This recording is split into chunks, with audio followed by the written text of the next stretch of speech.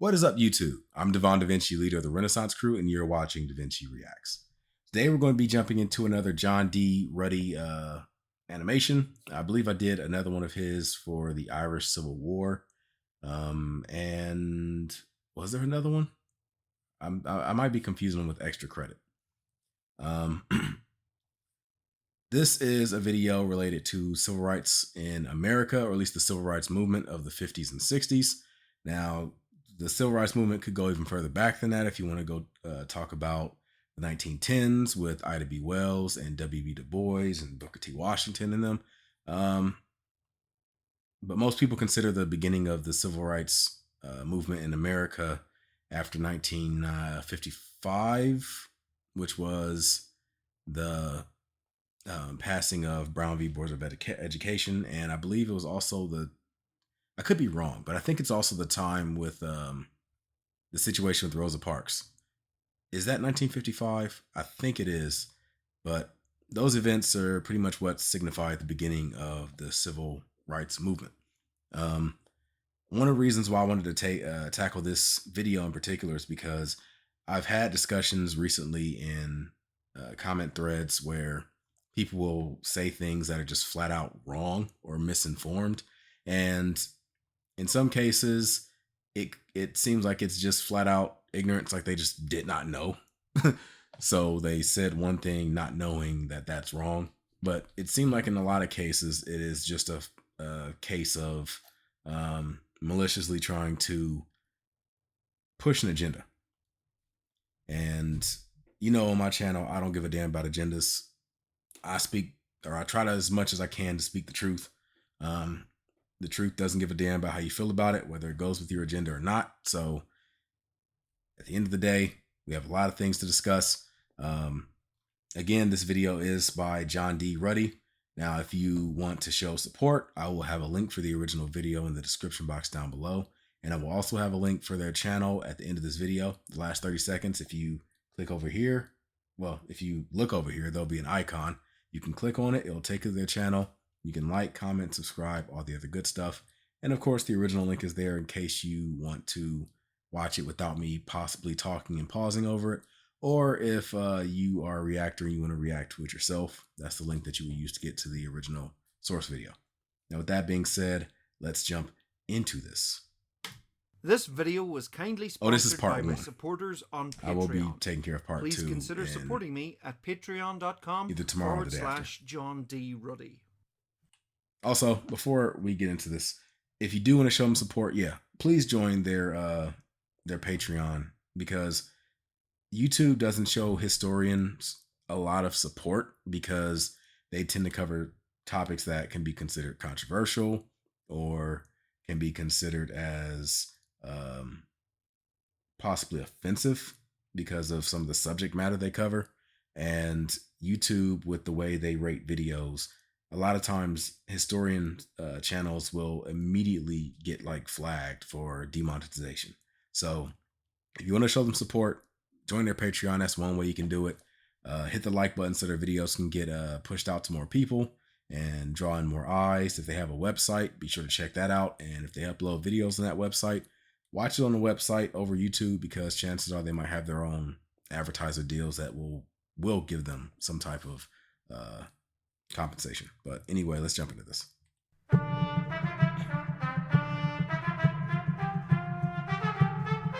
Manny Man does history. The United States of America has had a long and dark history when it comes to African Americans. African people were taken to the American colonies as slaves in 1619. I'm going to pause it right here for the first point. Now, when it comes to how African Americans came to the Americas, it's a mixed bag. Now, some people will say that they were just flat out stolen, 100%. Other people will say that they were 100% sold into it. Both cases are not the case. There were cases of Black people being stolen, kidnapped, and brought in, but I believe for the most part, it was in fact the selling of slaves. The African slave trade was around for a really long time. The Middle Eastern slave trade has been around longer than the transatlantic slave trade. So slaves were already being sold before European powers came in and started purchasing them. Um, that's why it's called a slave trade. But that still doesn't ignore the fact that it shouldn't have been done. So the people that try to defend it, like, well, other people were doing it too. That's never been an excuse for anything that someone has done that's bad. So don't try to use it as an excuse for this. And they quickly became the backbone of the economy in the southern colonies, without any real monetary gain themselves. After the American Revolution, the 13 colonies of the Hold fledgling on, United hold on. You can't just like have words pop States. up. After The Second Continental Congress. Okay, let's get it together here, guys. We need an army. the American Revolution, Thank you. And have, okay, Treaty of Paris. We've created a monster. the 13 colonies of the fledgling United States grappled. But do we really need to own people? Secretary of Treasury Alexander Hamilton, George Washington. Well, technically, they're only 3/5 of a person. Yes, that is the 3/5 compromise, which was a way to help out the southern states as far as representation in Washington because they had all these slaves, but they weren't being counted as um, representatives for the House of Representatives. So the South wanted each slave to be represented as one person, um, but the North didn't want them to be represented as a person because at the end of the day, it was all about power. They just wanted to exploit slaves, the South and the North, in order to get their own uh, way through. And the 3/5 compromise was a way to help both sides out. After the American Revolution, the 13 colonies of the fledgling United States grappled with the future of slavery. Many of the founding fathers were indeed slave. Uh, Grappled with the future of slavery. Many of the Wait, Jefferson wasn't black? Okay, that's interesting. I never heard that. Now I know that Jefferson had a black mistress. What was her name? Sally Heming. She was a slave. He had a number of kids with her. monetary gain themselves. After the American Revolution, the 13 colonies of the fledgling I United promise I'm States gonna let it play grappled out. with the future of slavery. Many of the founding fathers were indeed slaveholders, such as George Yeah. Washington and Thomas Jefferson. The southern states argued that slavery was the cornerstone to their economy, similar to the modern world's economic addiction to fossil fuels. Except, slaves were people. I would say you can actually make an analogy to this that goes more direct than using fossil fuels. Right now, we have tons of countries that export products made with cheap labor. There are countries that still use child labor. There's countries that still have slavery around the world. You don't hear anybody saying anything about it because they're currently benefiting from those practices. America still has a ton of products that were made in Chinese sweatshops that were made by people that are severely underpaid, not represented, don't really have any rights as far as like workers' rights. You have countries in Africa and the Middle East that still have free labor, slavery. Um, like there's a ton of countries around the world, but you don't hear anybody talking about it because right now they're still benefiting from it and it's not something that directly impacts their life. Like if that stuff was practiced in Western countries, it would be an issue. But because it's something that's like out of sight, out of mind, you don't really think about it. Like just think about all the products that you've used, whether it's electronics or whether it's food, like from allegedly Nestle and uh, different companies like that that are allegedly exploiting um, workers in order to make their products. Just think of how many of those things you've had or have used, and like, are you? Have you ever thought to wants to like stop using them. to their economy, similar to the modern world's economic addiction to fossil fuels.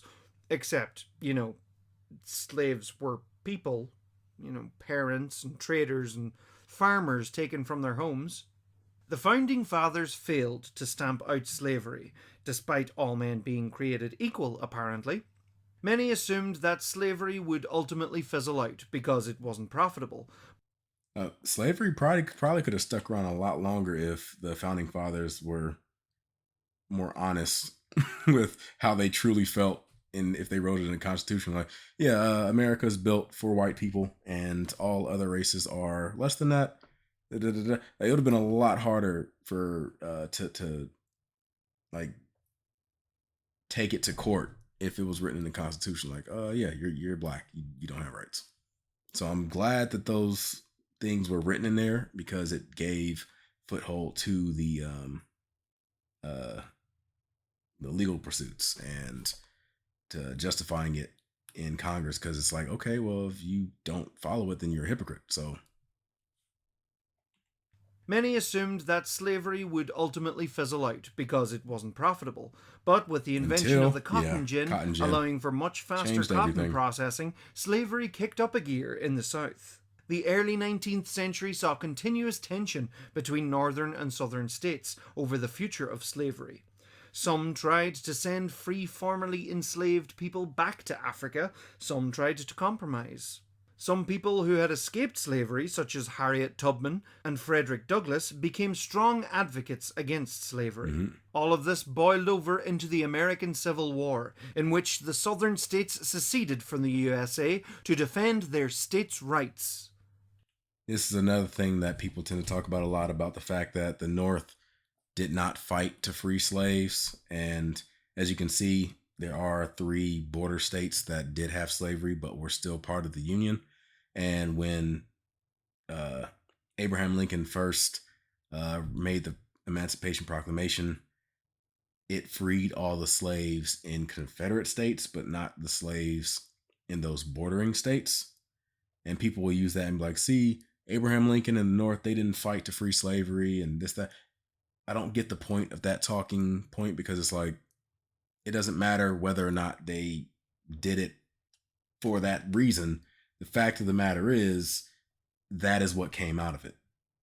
Don't matter. Still had the result. Like, that's all that matters. Like, for example, there are people that say that, well, there were soldiers in Germany that fought for the Nazis that weren't trying to push the Nazi agenda. They were just fighting for this reason or that reason or whatever reason. Doesn't matter. End of the day, if they would have won, what would have happened? You think there would have been oh, well, the people that fought, they didn't fight for it, so the Nazi agenda isn't going to get pushed through. It's going to be pushed to the side. We're not going to do anything about it, because that's not the reason why they fought. No, it doesn't matter why you fought. The bottom line is that would have been the result. So it doesn't matter. And the war was eventually made about slavery, but who cares? It still helped. To own people. At this point, there were almost 4 million people who were enslaved. During the war, US President Abraham Lincoln of the newly formed Republican Party brought in the Emancipation Proclamation, which freed slaves in rebelling states. Supporters of the Confederacy at that time were mostly Democrats. Lincoln would later push through the 13th Amendment. Right, I'm sorry, I had to pause again. That is true too. Yes, Democrats were the ones that were, or at least Southern Democrats. See, that's the thing that people tend to mistake when they talk about Democrats and Republicans and the party switch, which, yes, the parties did switch. Not necessarily the people, but the voters. The thing about that is, if you look at the demographics that voted for who was during that 1860 election, because if you recall, there were four people that were prominent that were running for office at that time. There was a Southern Democrat, there was a Northern Democrat, there was Abraham Lincoln, and I believe a Southern Republican. If you look at the demographics that voted for those people, slave owners predominantly voted for the Southern Democrat. But interestingly enough, a lot of Northern free abolitionists minded people voted for the Northern Democrat, as well as for Abraham Lincoln. It wasn't so much about the parties, it was more so about the area that the voters were from. If you were from the South, you likely got the slave vote. If you were from the North, you likely got, or yeah, if you were from the North, you likely got the non-slave vote. So it's more intricate than just Democrat, Republican. Were mostly Democrats. Lincoln would later push through the 13th Amendment, which abolished slavery, while slavery as a form of punishment continued to be legal. Yeah. The Union won the war, but Lincoln was assassinated shortly after the war ended. Enslaved people all across the United States. I was afraid he was going to show gore. Democrats in the South did their best to make sure the whites still reigned supreme, bringing in black codes to control the newly freed African Americans. With a massive slavery-shaped gap in the Southern economy, the punishment loophole of the 13th Amendment made prisoners a new form of slave labor, and so incarceration of black men increased, a trend which continues today. Yeah. The Reconstruction era in the South did see initial progress for African Americans as they gained citizenship, black men gained the right to vote. I mean, it's the thing that I don't get about the whole situation with black incarceration and people making an argument that there's no racism as long as you don't do a crime, you don't have anything to worry about, this, that, and the other. Our country's history is built on discriminating against certain groups. Like, it's not like this is something that was made up or that this is something that's new. This is something that's happened for generations. As a matter of fact, we've recently got to a point where those policies aren't in the books. They still can be practiced, but they're not written down as like laws. You can go back to the 60s and in some cases the 70s where it was literally written in the Bible. It was really literally written in the law books that black people were denied certain things, or there was more that they had to get through or accomplish. I've said it before. My family's generation, my generation in my family is the first generation that did not experience any type of segregation. My mother was in segregated schools. This isn't something that happened 150 years ago. People try to pretend that slavery was a thing, and then after slavery ended, that was it, and everything was just peaches and cream after. No, slavery and then the Reconstruction period and then the Jim Crow era stretched for over 100 years. Well, excluding slavery, the Reconstruction and Jim Crow stretched over 100 years, all the way until the 1960s and 70s. Like, that's when it stopped. The idea that America can experience something for over 500 years and it not have an impact on people just 50 years later is asinine. Like, look at how America treats marijuana use. Marijuana use was something that was demonized in the early 1900s for what, maybe a decade or so. That's when they were pushing the whole reefer madness stuff. And to this day, something that started in 1910s to now, so that's about close to around 100 years. Well, just over 100 years. Just over 100 years, you still have people that swear up and down that marijuana is a gateway drug that will lead to harder drugs. And it's, in some cases, people will put it up there with the hard drugs. And as someone who studied it, or as someone who has studied it, you know it doesn't have those types of effects. But some people have been convinced based on their upbringing and what they've been taught that this is a hard drug. So if just 100 years of demonizing that can have that effect, what do you think 500 years of demonizing something will have? Continues today. The Reconstruction era in the South did see initial progress for African Americans as they gained citizenship, black men gained the right to vote, and some were even elected to Congress. In response to this, That's true. terrorist organizations such as the Ku Klux That Klan is true were too. set up to intimidate and terrorize black people, reinforcing white supremacy. Mhm. President Ulysses S. Grant sent in the federal army to enforce Reconstruction. We got to give Ulysses S. Grant some credit because the dude, I mean, I know he had like a corrupt cabinet and everything else that would kind of add some haze to his presidential legacy, but I mean, the dude was badass when it came to putting his foot all up in that Ku Klux Klan ass. Like, he wiped the Klan out. Now, it was because of Southern governments and Woodrow Wilson, who eventually led to the Klan coming back. But Ulysses S. Grant tried his best to stamp out uh, the Klan. But with the hotly contested presidential election of 1876, in which a Democrat won the popular vote but a Republican won the Electoral College, a compromise was made and the Republicans withdrew the army from the South. And Reconstruction ended before things were properly reconstructed. Yeah. The South was handed back to white supremacists, who began to put roadblocks in place for black voters, Yep. including literacy tests, voter registration, and poll taxes. Yep. Literacy amongst African Americans being weak due to systemic policies preventing them from reading. Okay. I do want to say something again. I know I'm going to do a lot of pausing. This is a subject that I know a lot about, so I tend to talk a lot about it.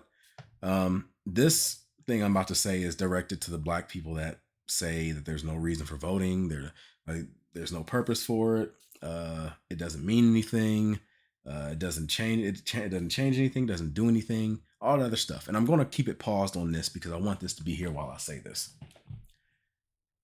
If they put all these roadblocks in place for you to not vote, what makes you think it doesn't have an impact? I've used this analogy before. If anybody that's had younger siblings, when you play video games, you give them the controller that's not plugged in. So they'll sit there and do all the things they want to do with that controller, and it don't mean never mind because you know damn well what they're doing doesn't have any impact. So you're not stressing about it. You're not trying to stop them. You're just letting them have fun. But if that controller's plugged in and it's tied to this save game that you really care about, you're going to do a lot of things to make sure they're doing stuff right. If they do anything outside of what you want them to do, you're going to take the controller from them and you're going to try to correct it, or you're going to try to tell them what to do. Like, no, go this way, go that way. Like, you're going to be a lot more into trying to make them do what you want them to do because it has meaning. So the fact that they're putting all these roadblocks in and trying to get you to steer in this direction should be telling you that the vote has meaning. If your vote didn't mean anything, they wouldn't have put these blocks in place because it wouldn't have meant anything. Why waste your time doing that? If anything, they would have gone further and tried to get you more involved so you would think that you were doing something. So it's less likely that you'll pay attention to the stuff that they're actually like doing. Like, you'll be focused over here while they're over here. So the fact that there's all these blocks here should let you know it has meaning. These new voting policies kept out some poor white people too. Can you imagine the United States of America, champions of freedom and democracy, trying to prevent its own people from voting? Not to mention all the different countries we went into and committed coup d'etats to get rid of elected leaders because they didn't meet our interests, establishing dictatorships that pretty much brutalized their countries and communities. But hey, at least they gave us what we wanted, whether it was oil or whether it was a promise to get rid of communists or whatever the hell else. America's done a lot of shit. And when it comes to being a true democracy, that's interesting to say the least. For more details on voter suppression, check out this video from Knowing Better. Links in the description. I'm a big fan of Knowing Better. At this time, many African Americans left the southern states, moving elsewhere to escape the oppressive regime. To hammer the message home, white supremacists staged a coup d'etat in Wilmington, North Carolina in Yes, I'm gonna react to a video about this because people talk about the January 6th U.S. Capitol coup attempt, and they act like it's something that's out of the realm of possibility. This is an actual coup that actually worked, where they actually went into that city. Uh, I believe they forced the mayor to leave, and they completely changed the government of that city because they didn't like the impact the government was having when it came to giving black people uh, basic rights. White supremacists staged a coup d'etat in Wilmington, North Carolina in 1898, ousting the legitimately elected local government, who was made up of black and white representatives. Mm. Jim Crow was one of many fictional characters used to perpetuate negative stereotypes of black people. His name went to a set of laws which allowed for the segregation of black and white communities. Mm-hmm. Separate but equal, apparently. By 1900, black voters in Louisiana were reduced to 5,320 on the voter rolls, despite black people being just under half of the population of Louisiana at the time. Groups such as the United Daughters of the Confederacy began to erect statues of old Confederate soldiers and leaders from the Civil War. Exactly. All the people that try to say that the statues are heritage and this, that, and the other, that is 100% wrong. Those statues were put in place by the Daughters of the Confederacy, or at least that's one of the groups that did it. And the main purpose was to, well, the main purpose of it was to express how great the South was at that time, and to remind black people that this is still Confederate territory that you're in. So, don't get too many ideas. That's pretty much what those statues were put up to say. And if you don't believe that, go and look up the what was said during the what is it called, the ceremony where the statues were put up. Go and pay attention to that, because a lot of times when it comes to like some of the speeches that people were making, you don't have to look too far as to like what their motives were for putting those statues up. Who fought to preserve slavery. Around this time, the so-called lost cause narrative began to emerge, and the South began to reframe how the Civil War was remembered, how they were fighting for states' rights, fighting against Northern aggression, various narratives attempting to sideline slavery and the oppression of black people. One of the first ever feature-length films, Birth of a Nation, depicted the Ku Klux Klan in a heroic light, and black men as dangerous beasts, something that would permeate into pop culture for a long time. For more on this, check out Lindsay Ellis's video on the topic. Link in the description. Also a fan of Lindsay Ellis. Birth of a Nation created a resurgence in the membership of the Ku Klux Klan. Since she stopped doing the nostalgia chick. Organizations such as the National Association for the Advancement of Colored People, or the NAACP, and the Universal Negro Improvement Association were established to help defend and demand justice for black people. After World War I, competition for jobs increased, with so many soldiers returning. At this time, millions of black people once again left the South to other urban areas in the rest of the USA, leading to more racial tension and discrimination towards black people in jobs and housing. The Red Summer of 1919 saw race riots and lynching across America.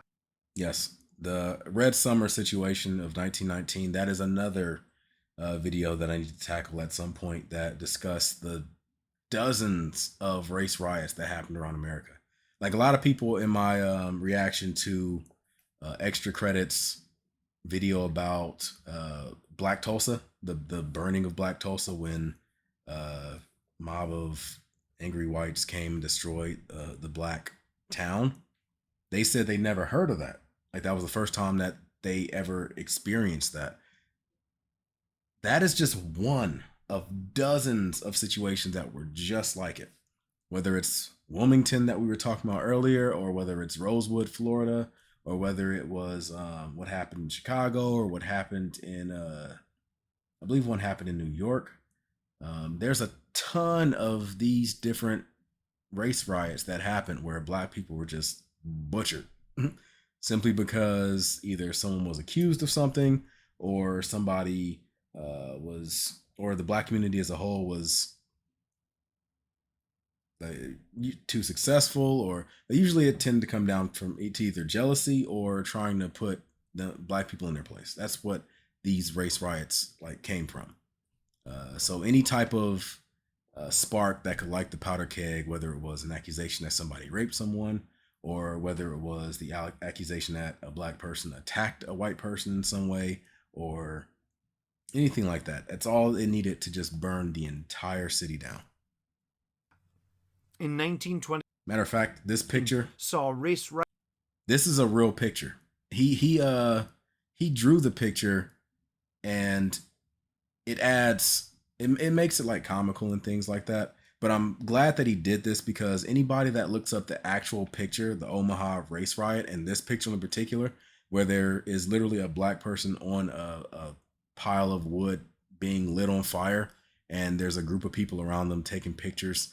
Uh, this is something that happened a lot during lynchings, where people would just sit around and take pictures as if it was like an event to go to.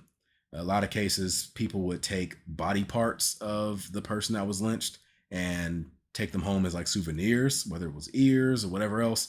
They would collect them. They literally have postcards of lynchings where they would like write notes and stuff and send the pictures off to family members as if it was uh like a landscape photo or something. Like, there's a book that I forgot the name of it because it's been so long ago since I've studied it, but there's a book on Amazon. um I'm gonna look it up. I'm gonna have the name of it pop up over here or something. It the book not discuss the book is just, it's a photo book. It's a photo book of different lynchings, like all the lynchings that, not all the lynchings, but a ton of lynchings that took place in America. The book just showcases like what the environment was like. You see the people around it, you see like the kids that they have bringing to the lynching and having them like look at it as if they're at a carnival. It's crazy. Riots and lynching across America. In 1921, in Tulsa, Oklahoma, the district of Greenwood, the most wealthy and successful black community in the United States, was burnt to the ground by white supremacists, destroying a huge part of the economy in the black community. Segregation was so effective in suppressing black people, Nazi Germany looked to the regime for inspiration when That is drafting the true. Nuremberg laws against Jewish people. Black people tended to be housed in older, more run-down accommodation, creating ghettos. With the system rigged against them, black communities tended to fall into poverty, which had its own self-sustaining cycle, while Mhm. more financially stable white people moved out of urban centres to the suburbs to escape the crime caused by poverty. Okay. That's another thing that I wanted to talk up, because a lot of times when you have discussions like this, you'll see people bring up a particular statistic about how half of the violent crimes in America are committed by black people, um, which is a true statistic, but it ignores all context in the discussion when you talk about uh, the percentage of the people that committed those crimes being from poverty stricken areas, and what their upbringing was, what their family history is. Are they from a single parent household? Are they uh, did they graduate school, or like usually it's people that are from certain uh, backgrounds. But the funny thing is, when people bring up these statistics, they never want to properly put them in context. And there's a reason for that, because they're trying to push an agenda. Like, why is it, for example, when people try to bring up these statistics where they try to show how violent black people are, how come they never show statistics from wealthy communities that black people are from? Like, they never show black people from a certain economic background. Like, once you hit a certain point, like, they don't show the statistics for them. Like, what is how many violent crimes do black people in wealthy um, communities commit? That's what I want. That's all, what I like to know. because whether it's black or white, if they're from a poverty area, they're more likely to be victim or to commit crimes. Period. It doesn't matter who it is, doesn't matter where it is. If there's poverty, it always leads to crime in one way or another. It's just that black people happen to really fall into the poverty area when it comes to America, and that creates a culture that, in a way, is like self fulfilling. And I ain't gonna get into the music and stuff like that either, because that is something I, can get into also. That pretty much perpetuates the stereotypes, and in some way, in some cases, it keeps black people in those areas. Uh, Whatever. I'm not gonna get into it. Let's go ahead and continue. Many communities in American cities today are still divided unofficially by Redlining. these red lines. Yep. For more details on redlining, check out this video from ContraPoints. Links in the description. During the 1930s and 40s, many urban black people began to lean more towards the Democratic Party, as President Franklin D. Roosevelt's New Deal was bringing them more opportunities. Although this didn't sway 4 gold medal winning Olympian Jesse Owens, who was snubbed by FDR. Black veterans of World Wars I and II called for an end to segregation and racial discrimination in the military. In 1948, President Harry Truman did this. In some cases, some of the black VIs that returned from, or GIs, I'm sorry, some of the black GIs that returned from World War I and World War II were lynched for speaking out against, the culture at the time and fighting for civil rights. Like, these are people that literally fought for the country and should be treated as heroes, but were not only denied their services, but in many cases were just flat out killed because, they didn't like they didn't fall in line. In the military. In 1948, President Harry Truman did this. This annoyed many of Truman's fellow Democrats in the South, who formed the short-lived States' Rights Democratic Party, often known as the Dixiecrats. The Democrats' hold on the South was beginning to weaken. At the same time, progress was being made for Mexican American rights. Following in the same vein, in 1954, the NAACP won a massive legal victory in the Supreme Court, in which it was deemed unconstitutional to segregate public schools, overturning the separate but equal approach of 1896. White supremacists angrily resisted this with boycotts and abolishing public schools. While groups such as the NAACP were slowly achieving progress through the legal system, the lived experience of many black people on the ground didn't seem to be changing fast enough. The time for protest and direct action was at hand. Special thanks to Dr. Eben Joseph and Abby Ikenezer for helping me with this project.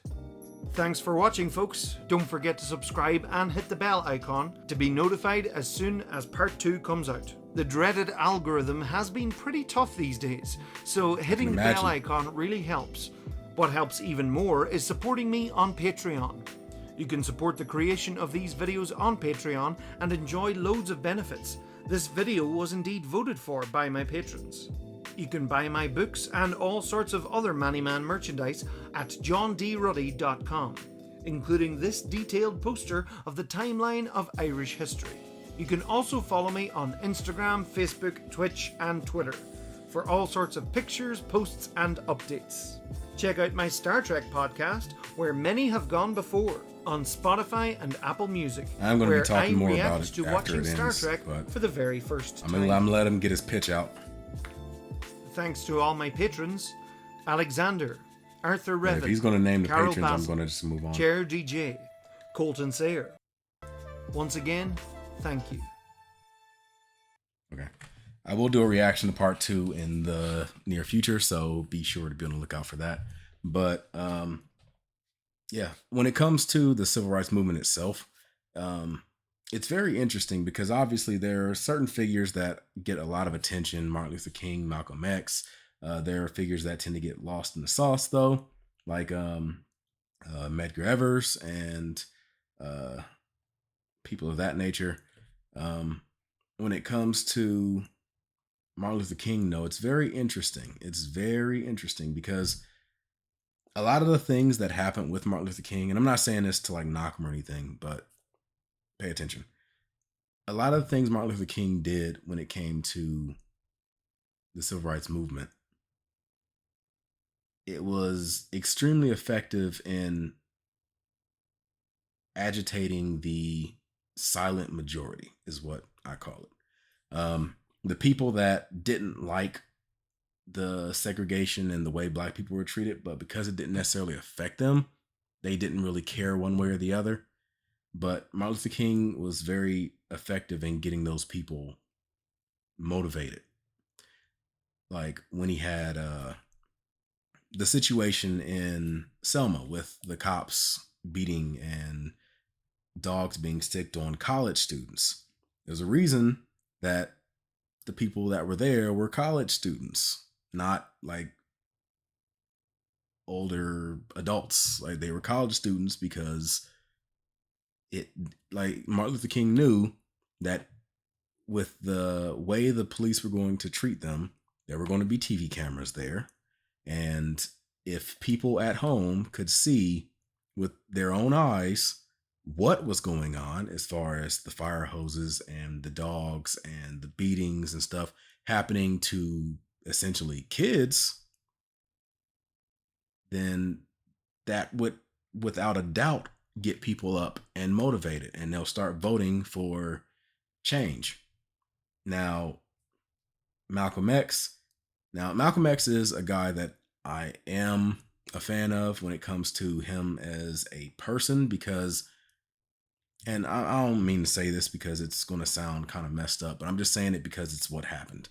Martin Luther King, as far as character, was kind of iffy when it came to like the adultery and things like that.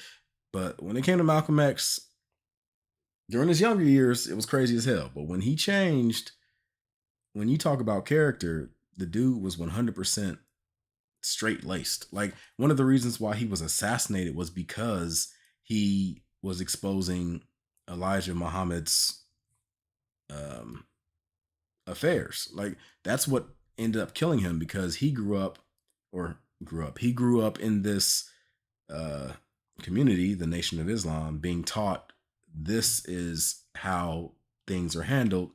And then he learns that Elijah Muhammad was doing things outside of those teachings. And he's like, okay, wait a minute, hold up. You've been telling me this and I've been preaching this. I believed it. Like, and you're being hypocritical. And that's what led to the rift. And that's what led to him eventually getting killed by the Nation of Islam. So he, like, you can say what you want about the earlier periods of his preaching where he was essentially preaching further segregation, where he wanted black people to have their own country and their own communities where they could govern themselves. And then once black people in his mind got on their feet, then you can think about integrating and things like that. But I don't necessarily agree with that. But as him as a person, I feel like he had more as far as character than Martin Luther King. But when it came to the process that they got things done, Martin Luther King's way worked.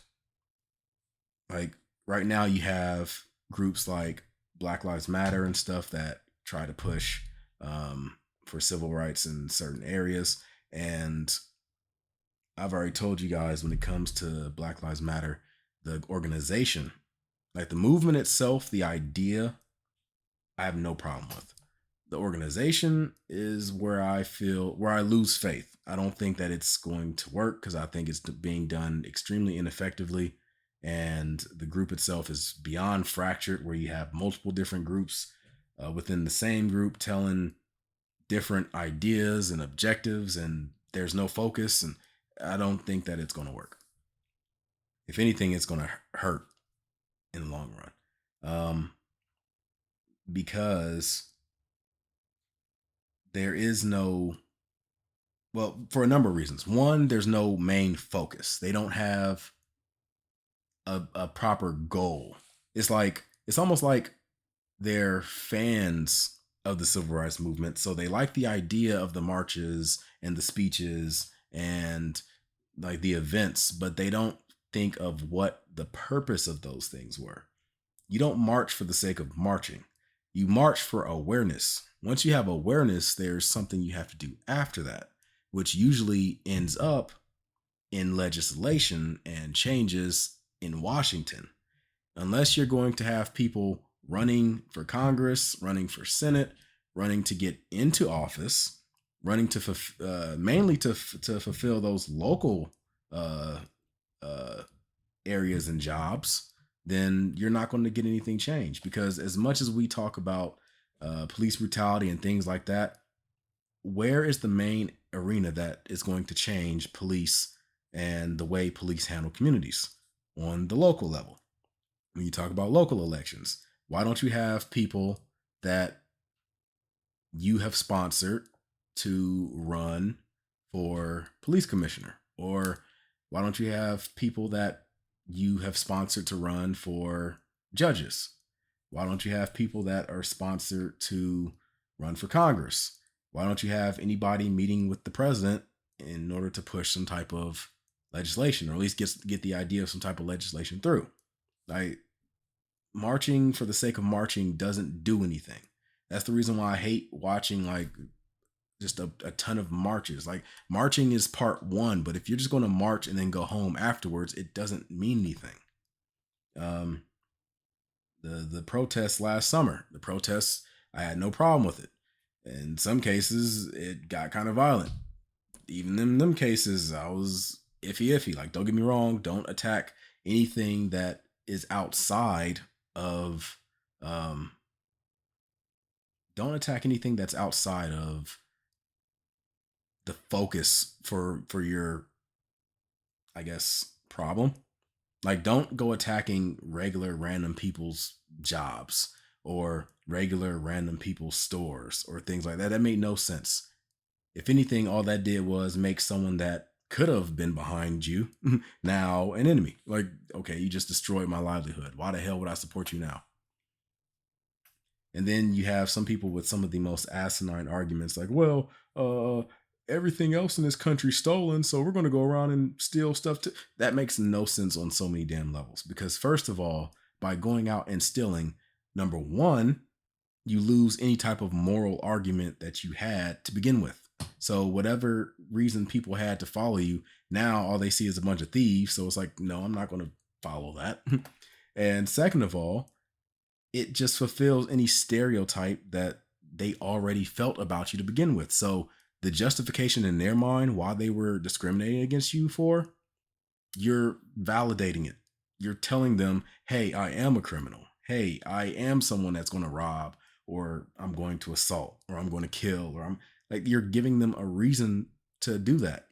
Now, when I'm walking down the street, they're going to look at the actions that you committed and they're going to judge me based on what you did.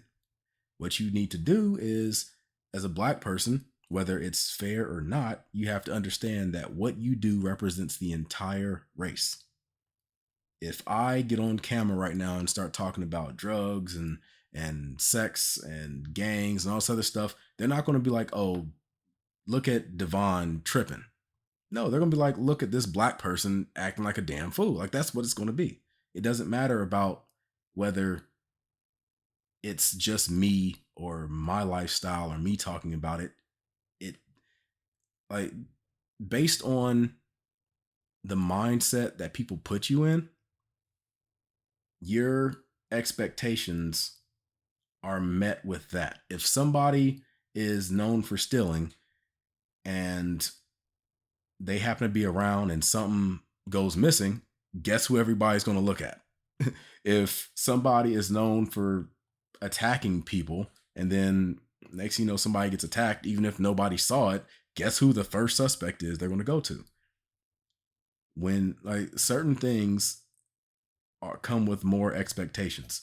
If a celebrity has a family member that does something stupid, guess what the newspapers are going to say? They're going to, anything that person does is going to be tied back to the celebrity, whether they want to be there or not, whether they're associated with it or not. It's going to impact the celebrity because The headlines and stuff are going to talk about the celebrity. Period.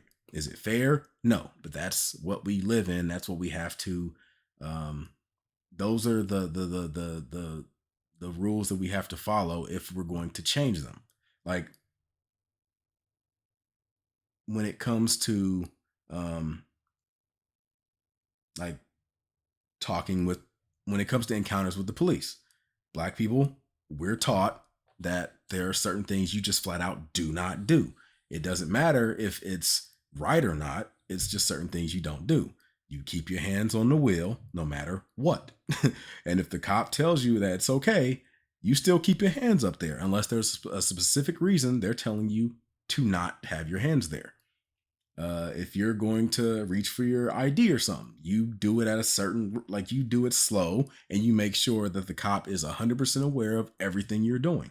You don't want to give them any type of idea that you're reaching in some unnatural or unpredictable way.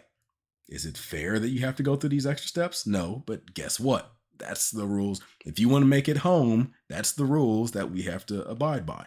Now, you use those rules, but at the same time, while you're doing that, like I said, you're doing legislative change. You're running for Congress, you're running for judge, you're running for police commissioner. You're doing all these things to try to get people in place to make change. And then once those changes are made, then you can live life the way that we should be living it, as opposed to the reality we have now. Like that's what you do at that point. Like, but yeah, at the end of the day, it's going to take some focus. Somebody has to step up and be willing to make the sacrifice to continue to fight, because I'm gonna be real with you. When it comes to this particular subject, whoever steps up and chooses to like be the leader, you're going to be a target. And there's a very good likelihood that you may not make it to the end to see the change that you're looking to make.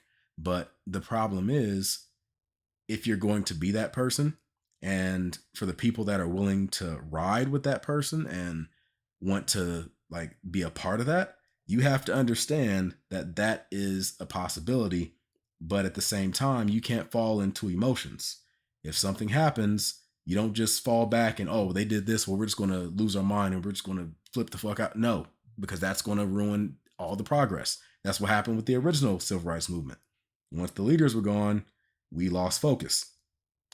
When Martin Luther King went down, what we should have had was we should have had another person in place willing to continue that exact fight with that exact focus. And no matter how many times they hit us and knock us down, we get back up and we go, you know what? We're going to keep moving forward. You can try to knock us down all you want, but we ain't changing. We ain't stopping. The fact that we pretty much conceded and became like started losing focus is exactly what they wanted. Eventually, I mean, and like I said, when I say all this, I'm talking about the fact that it sucks. It shouldn't be this way, but it is this way. So this is what we have to deal with. No matter how many times they punch you in the face, you got to be willing to say, yeah, you can punch me, but I'm going to keep moving forward.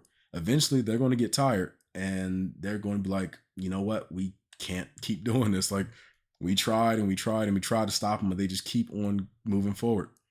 I know it sounds like, because it challenges your ego, it challenges your manhood to like to have to sit there and let somebody do that to you and just think, oh, well, I'm not going to do anything, I'm going to keep moving forward.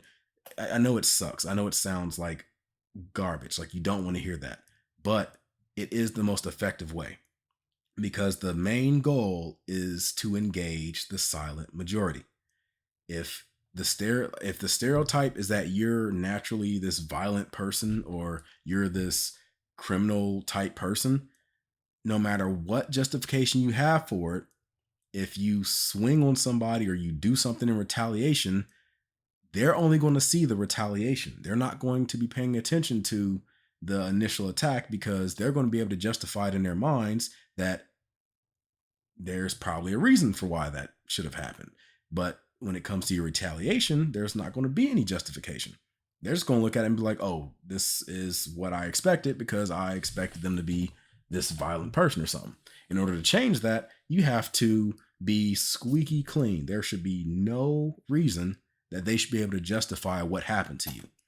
The reason the civil rights movement was so effective initially was because when you have those college students just walking and they're being met with fire hoses and dogs and police beating them with batons, and the whole time they're not fighting back, it's because the silent majority is watching that and they're going, man, look at all this stuff that's happening to these kids.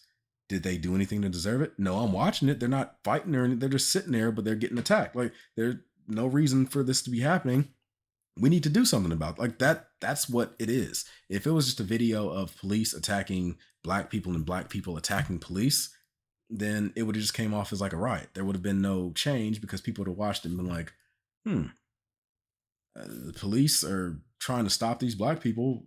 The like the TV's telling me that it's not justified, or it's justified. The police have a reason for why they're doing it. So whatever, it's Tuesday. But if you are literally doing nothing, and even if the TVs are telling the viewers that it's justified, the viewers have eyes. They can see that person isn't doing anything. There's no reason why you should be attacking them when they're not doing anything. But normally I hate having conversations like this because at the end of the day, it doesn't really lead to nothing. Nobody really like bothers to listen. And I damn sure don't have enough faith to believe that there's going to be someone to step up and do it. I just don't have that much faith in humanity. I'm sorry. You can call me pessimistic or whatever. That's just that's just how I am. I'm not a nihilist or anything. It's just when it comes to this subject, there's a lot of change that if you want it to happen like soon, there's a lot of things that need to happen, and there's a lot of sacrifices and what's the word I'm looking for? There's a lot of sacrifices and a lot of things that you have to put yourself in check with, and I just don't think there's anybody out there that's willing to do that. I truly don't. So, I mean, that's one way of changing it. Now, at some point in the future, it will change, regardless of whether we fight hard for it or not. As time goes on, like I said, I'm the first generation that in my family that hasn't experienced, or I'm part of the first generation in my family that hasn't experienced segregation. That's the same for other people's families. So as people continue to get into a society that isn't segregated, the more you sit down and talk with black people, white people, Asians, Hispanics, whatever else, the more you sit down and have conversations with them, the more you realize how much in common you have, and how uh like how close you can be, the friends that you'll make and things like that. And the more you have that, and your experience with other races isn't what you've heard but what you've experienced, the more that happens, the more the whole situation with race will die down. Now, it's not going to ever completely go away because there's always going to be someone that's looking for some scapegoat for why their life sucks. And if somebody will tell them that it's because of this race or this whatever dumbass reason, they will believe it. So racism will always exist in some way or fashion, but at some point it's going to be irrelevant. Like I said, the more people, get to know other races personally, and the more the people that were racist die out, the less are going to carry over to the next generation. But with that being said, this video is long enough. I just turned an 11-minute video into an hour-long discussion. I'm going to give you the deuces. I look forward to seeing you guys on a future video. And until then, I'm Devon DaVinci, and I am signing out. Deuces.